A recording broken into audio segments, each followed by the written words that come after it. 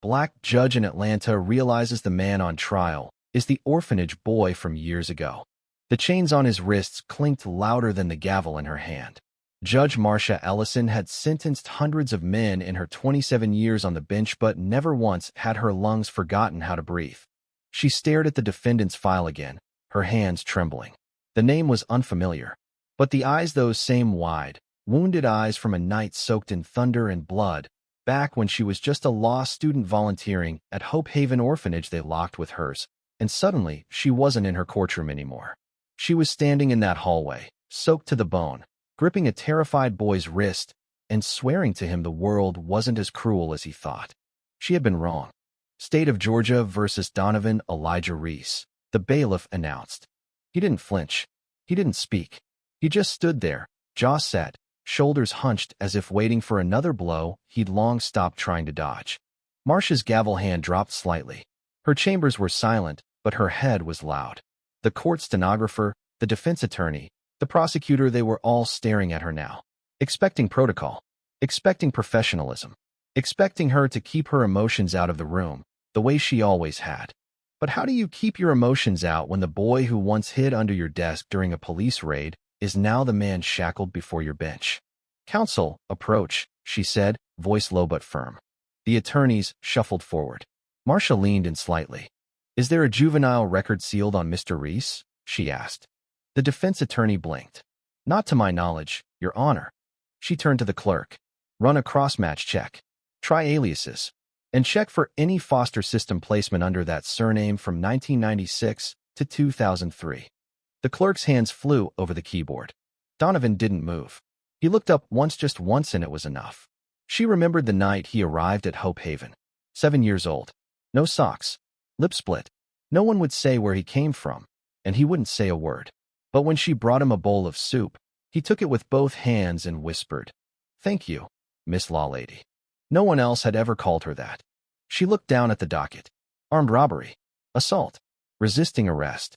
The case seemed airtight. Security footage. Witnesses. A public defender who didn't seem to believe in him. The same machine churning forward, grinding him down. But Marcia Ellison didn't forget eyes. The cross-check report landed on her bench 30 minutes later. Sealed juvenile record. Foster placements. One short stay at Hope Haven. And Thena blank space. He had vanished from the system. She dismissed the court early that day. That night, she called the last social worker listed in the file. The woman was retired. Donovan Reese? She echoed. Oh, honey. He disappeared before anyone could help him. No one ever came back to claim him. He ran. He kept running. Marcia sat alone in her kitchen long after the call ended, staring into the darkness. The man in her courtroom hadn't just grown up with no help. He had grown up hunted, forgotten, and now she had the power to forget him again or to stop everything and listen. The next morning, she requested a bench conference. I am recusing myself from this case, she told the room, due to a personal connection with the defendant. I knew Mr. Reese as a minor during my volunteer work with the foster system. Gasps, murmurs, but no one interrupted her. She turned to Donovan. Mr. Reese, I will be requesting a continuance and a psychological evaluation as part of pre-sentencing consideration. His eyebrows barely lifted. The new judge assigned to the case was a white man, mid-50s, with a sharp tongue and a quicker temper. No nonsense. But Marcia showed up in that courtroom every single day of the trial, sitting in the back, silent, just watching, just being seen. The prosecution painted Donovan as a dangerous repeat offender, a product of broken homes and street culture. The defense tried and failed to frame him as a victim. No one knew how to talk about what had happened between those two ends of his life, the boy and the man, except Marcia. So she filed a motion, an unprecedented one. She wanted to testify as a character witness. There was no legal requirement to allow it. The judge hesitated, but the defense leaned in. We're willing to take the risk. Donovan didn't speak to her, didn't look at her, but his shoulders softened. She took the stand the next week. I was 24, she began. I was volunteering at Hope Haven when I met Donovan. He was small. He was silent, but he was kind. He gave his food away to other kids. He learned to write his name in block letters by practicing on napkins. He trusted no one, except maybe me. She paused. One night, there was a raid. The police were looking for one of the teenagers. Donovan thought they were coming for him. He crawled under my desk and held my hand so tight I couldn't feel my fingers. I told him he was safe, that he would grow up and live a life that mattered, that I would look out for him. Her voice cracked, but I didn't. Silence. She continued, softer now. Somewhere between the courtroom and the headlines. We've forgotten who he was. I'm not here to excuse his actions, but I am here to say, he was failed. Not once. Not twice. Over and over. And we owe it to him and to every child like him to look deeper before we lock the door forever. After her testimony, something changed in the courtroom. The jurors leaned forward. The DA looked rattled. Even Donovan turned his head slightly, as if he couldn't believe someone had remembered. The verdict came in 2 days later. Guilty on one count. Not guilty on the rest. Instead of 25 years, he got 6 with a rehabilitation program and counseling. The city exploded with reactions. Some praised her. Others condemned her. The news called it compassionate justice and judicial overreach in the same breath. But Marcia didn't care. 3 weeks later, she received a letter. Sloppy handwriting. No return address. Thank you, Miss Law Lady. I don't know what comes next, but I'll try. She folded the letter and placed it in her Bible, right next to a faded photograph of a boy with tired eyes and no socks. 3 months passed. The courthouse returned to its rhythm. Another defendant, another trial, another crime picked clean by lawyers and passed off to the system. But Judge Marcia Ellison felt it all differently now, like she was walking through smoke after seeing the fire for the first time. She hadn't heard from Donovan again. No more letters. No visits. Just silence. She didn't expect more.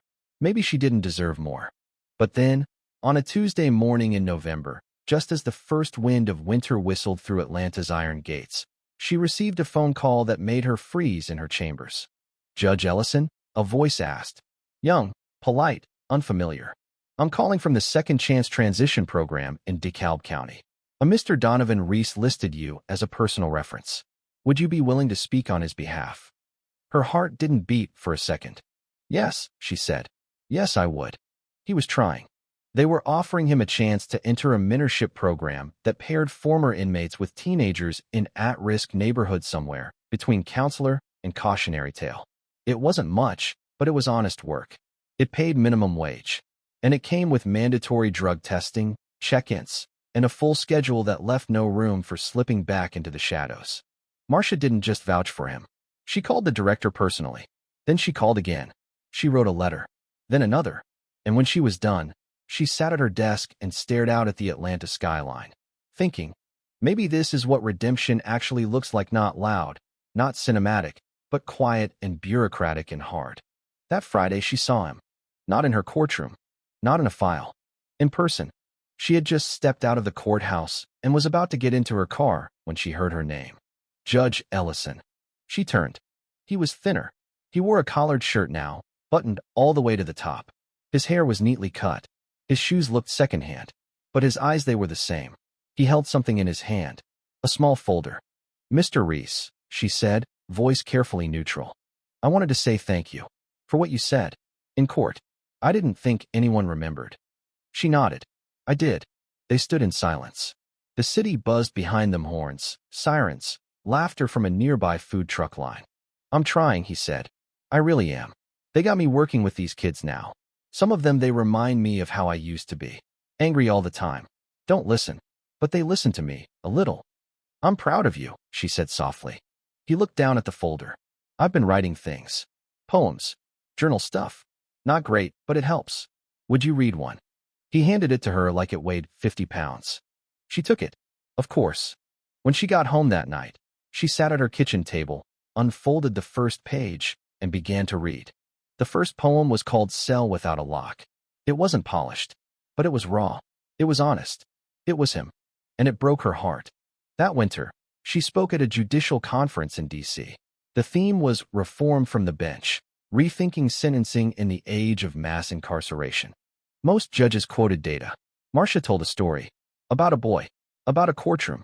About a second chance. Some applauded. Some rolled their eyes. But every single one of them listened.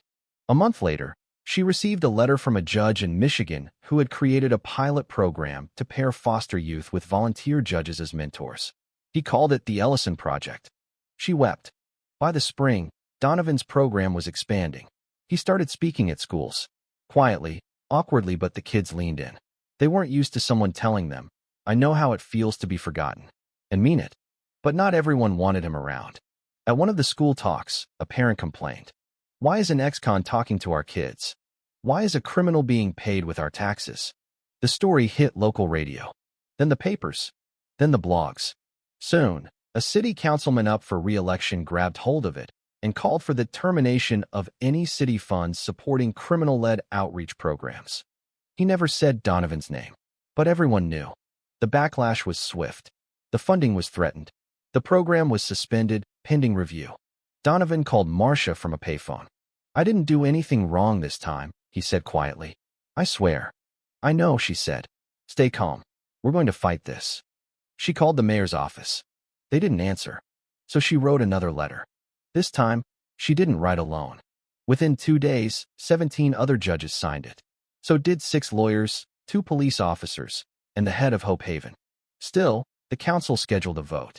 The night before it, there was a rally downtown, organized by high school students who'd heard Donovan speak. They held signs. "Second chances matter. He saved my brother. Donovan, not danger."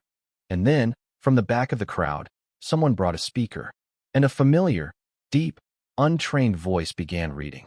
"I built my cell with memory bricks, mortared in blame and fear. But a hand knocked once soft like truth, and whispered, 'You're still here.'" He read 3 poems. No one moved, not even the reporters. When he finished, the crowd erupted. Marcia stood in the back, sunglasses on, hiding tears. The council vote passed barely. The program was reinstated. 3 months later, Donovan received a certificate of civic recognition. Marcia stood beside him on the podium. He didn't say much. Just, "I used to think being seen meant being hunted. Now I think it means being human." The mayor clapped. The crowd rose. And for the first time in a very long time, Donovan didn't look like a man waiting for the next blow. He looked like a man standing on his own feet. That night, as the city lights danced on courthouse windows, Marcia sat in her office, holding the original folder of Donovan's poems. She opened the last page. A new one was tucked inside, dated 2 days ago. "I never knew a law lady could cry for a convict. Never knew someone could see me as more than my file. Never knew I could matter without running. But now I walk. I walk a while." She closed her eyes and whispered, "Walk far, Donovan. Walk free." By summer, Donovan's story had stretched far beyond Atlanta. National media picked it up after a clip of his spoken word at the student rally went viral. Overnight, his name was trending not as a criminal, not as a case file, but as a symbol of change, of reform, of what happens when someone gets one more chance. CNN asked for an interview. He declined. NPR called. He declined again. "I didn't do this to be famous," he told Marcia over coffee one Sunday at a quiet diner tucked beneath a viaduct. "I just wanted to matter to one kid. Just one. If they hear me and see something different in themselves, that's it. That's the whole point." She watched him stir his tea. It was still strange seeing him in civilian clothes. No handcuffs, no courtroom glare. Just a man, free and unguarded. "You're helping more than one kid, Donovan." He shrugged. "Still doesn't make up for the things I did." Her voice softened. "Redemption doesn't erase the past. It rewrites the future." He smiled a little. "You sound like a poet. You rubbed off on me." They both laughed. But beneath the surface of their newfound peace, a darker current brewed. Someone else was watching. Late one evening, Donovan was locking up the community center where he now worked part-time as a youth mentor.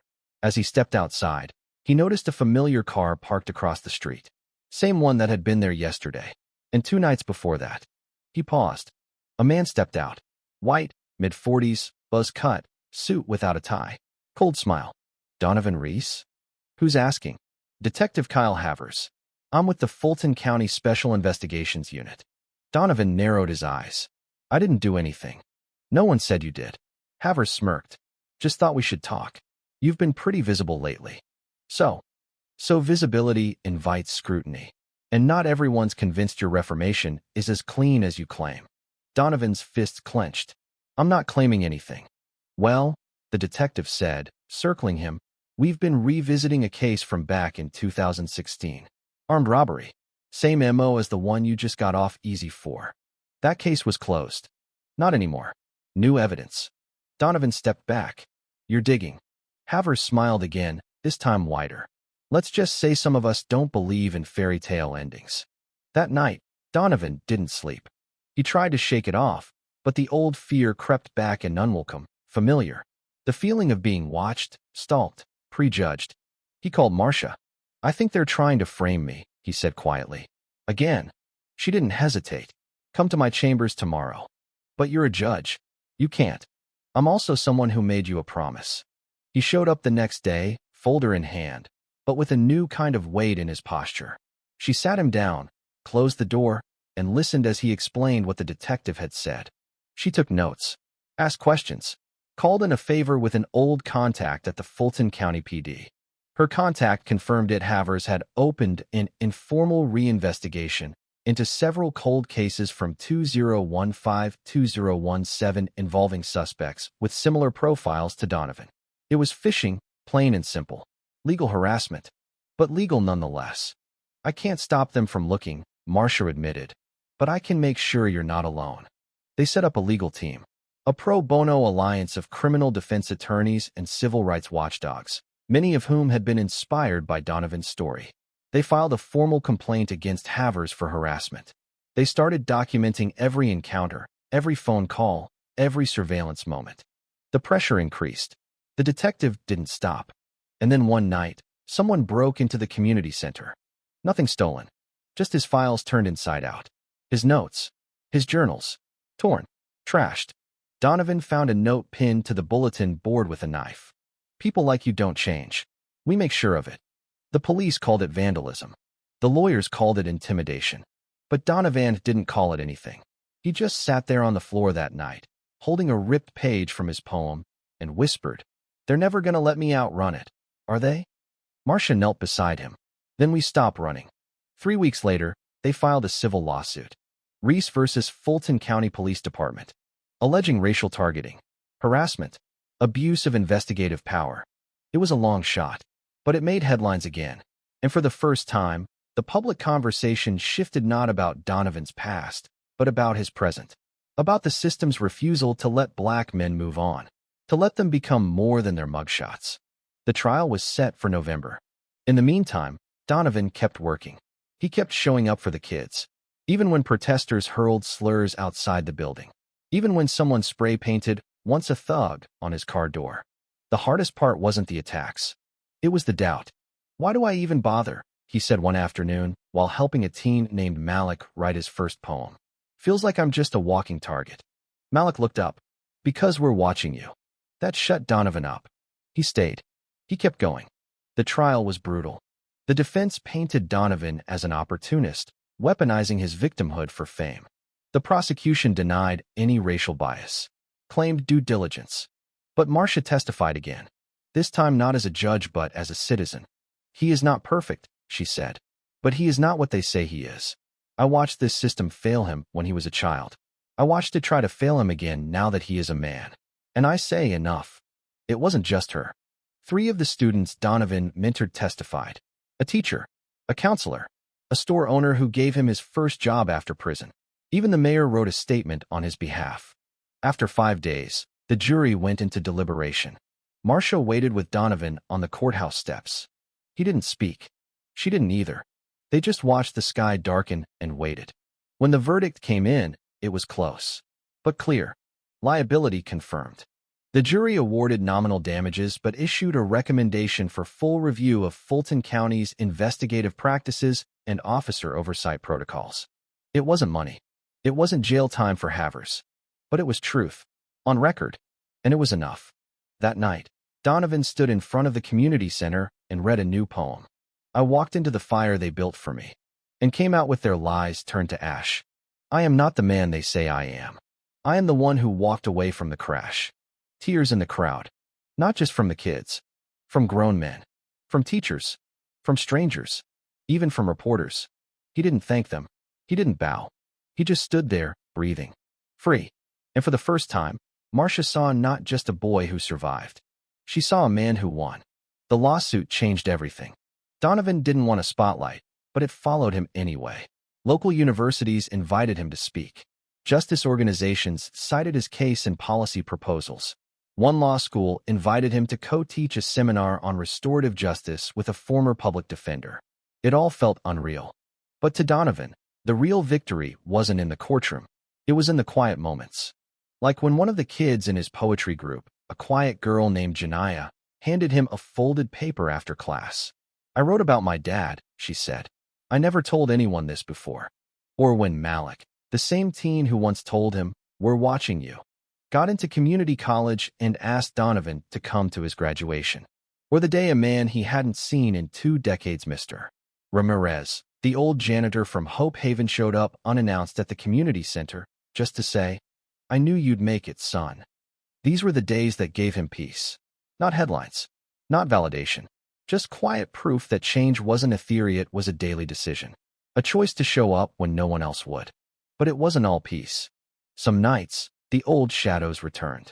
The guilt, the flashbacks, the helplessness of childhood. He'd lie awake, wondering about the kids he'd known at Hope Haven. The ones who never got out. The ones no one remembered. He told Marcia one day, "Sometimes I think I'm the exception, that I made it, but the rest of them didn't." She didn't argue. Instead, she said, "Then let's make it so you're not the exception anymore." And that's how the Hope Legacy Initiative was born. A nonprofit, funded by a mix of grants and donations. Its mission: track down alumni of the foster system and provide reentry support, housing aid, legal guidance, and mental health services. Marcia was on the board. Donovan was its face, but more importantly, its heart. Their first year, they helped 25 people. By year 2, it was 73. By year 5, it was hundreds. And then came a letter from the state governor's office, inviting Donovan to accept the Georgia Community Impact Award. He almost didn't go. "I don't like being called a hero," he told Marcia. "You're not a hero," she said with a smile. "You're something rarer. You're consistent." So he went. Wore the same black suit from his civil trial. Spoke for 2 minutes. Said only what mattered. "I wasn't saved by some miracle. I was saved because one person saw me and didn't look away. We can all do that. That's not policy. That's humanity." He stepped off the stage to a standing ovation. Somewhere in the 3rd row, a woman stood alone. A woman in her 60s. Sharp jawline. Thick glasses. Donovan squinted. It couldn't be. After the ceremony, she found him in the hallway. "You don't remember me," she said. "I was your caseworker. Miss Calloway. You bit me once." He froze. "A what?" She laughed. "You were 6. They were trying to take your favorite blanket. You screamed and bit me on the wrist." He shook his head, mortified. "I'm sorry." "Don't be. That was the only time you fought for anything. It told me you still had something left in you." He didn't know what to say. So she reached into her bag and pulled out a photo. Faded. Torn. It showed a tiny boy sitting cross-legged on a cot, blanket in his lap, eyes wide and watchful. "I kept it all these years," she said. "Didn't know why. Now I do." He took it in shaking hands. Sometimes you don't know how much something means until it comes back to you. Years passed. Donovan never left Atlanta. Never tried to disappear into a bigger city or chase some new version of success. Instead, he doubled down. Opened a second Hope Legacy branch on the West Side. Started a weekend program for young men on probation. Wrote a book, Not My Sentence, a mix of poetry and memoir that quietly made its way into classrooms across the country. And every year on the anniversary of his trial, he returned to Hope Haven. It was abandoned now, windows broken, weeds crawling up the side. But he'd stand in front of the front door, close his eyes, and remember the stormy night he met the young law student who gave him soup and called him young man instead of trouble. Sometimes Marcia joined him. Sometimes he went alone. But always, he stood tall. Then came the letter. Typed. Plain. From a university in Washington, D.C. They were establishing a new criminal justice initiative focused on youth reentry and judicial empathy. And they wanted to name it after him. The Donovan E. Reese Center for Transformative Justice. He read it twice, then folded it and set it down. Then he cried. When he told Marcia, she didn't speak for a long moment. Then she said, "It's only fitting. You transformed everything around you." He shook his head. "I'm not the one who changed everything." She looked at him. "No," she said, "but you believed change was still possible, even when they tried to convince you otherwise. That takes something special." He thought about it, then smiled. Just a little. Maybe. The ceremony for the sinner's naming was held a year later. Donovan stood before a room of scholars, activists, judges, students. They wanted a speech. He gave them a memory. I was 7. I was barefoot. I didn't trust anyone. I used to think being seen meant being punished. Now I know that being seen really sees how healing starts. He paused. There are boys and girls out there right now, sitting in cells, in shelters, in foster homes, thinking they'll never be more than a number. You can be the person who proves them wrong. Be the one who remembers. He left the stage to the kind of applause that shakes walls. But more important than the sound was the silence that followed. The kind of silence that holds reflection, that breeds change, that saves. That night, back in Atlanta, Donovan walked the streets alone. The neighborhood he'd once been arrested in had changed. The store that used to lock its door when he walked by was now a bodega where teenagers hung out after school. The cop who once tackled him for loitering had long retired. The center he helped build glowed warm and yellow down the block. As he passed it, he heard laughter inside. Youth. Life. Hope. He stopped, closed his eyes. For the first time, he didn't feel like he was running from anything. He was walking toward something. He didn't need permission anymore. Didn't need forgiveness. He had already rewritten his story. Not because someone let him, but because someone believed he could. Because one woman, one judge refused to forget a boy no one else had noticed. And because of that, he had learned the most powerful lesson of all. The past may explain you, but it does not define you. And that, he knew, would be the truth he carried for the rest of his life. He walked on, shoulders back, eyes clear. And for the first time, in a long time, Donovan Reese was not a prisoner of his story. The end. Thank you for listening. If you find it interesting, please like and subscribe to follow the next stories.